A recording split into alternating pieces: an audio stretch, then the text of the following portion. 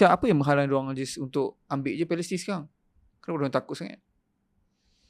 Kenapa Kan diorang nampak macam lebih powerful dari mata kasar ke? Diorang dah ada kat situ. Most of tanah pun diorang dah pegang. Apa yang menghalang diorang? Ambil je lah. Okay, so kalau kita tengok dalam Timur Tengah sekarang ni lah, situasi di Timur Tengah ni, kadang-kadang orang dia tak tengok full picture. Sekarang saya bagi gambaran full picture. Tadi saya sebut 5 layer tadi kan.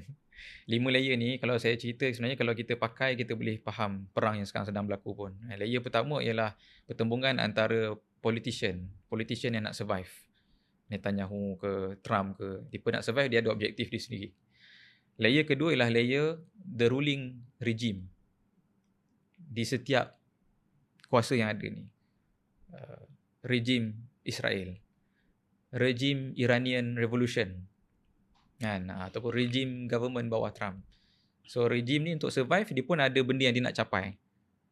Okay, maka akan berlaku pertembungan. Layer yang ketiga ialah layer projek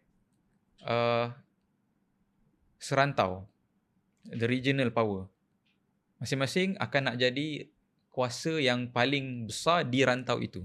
Israel, dia ada projek Greater Israel, di mana dalam bayangan Greater Israel ni, dia orang paling hebat lah di Middle East ni paling kurang, ataupun mungkin di Asia boleh jadi. Iran misalnya, dia ada projek bulan sabit Syiah Crescent, walaupun dia tak pernah sebut lah, tapi kita tahu dia benda tu wujud secara blueprintnya, di mana Iran lah menjadi kuasa paling besar, lebih besar lagi daripada Israel. Kan? So dalam serantau tu pun ada level 3 tadi, level serantau tu ada projek yang saling bertembung. Level yang keempat ialah projek ataupun pertembungan kuasa-kuasa besar dunia.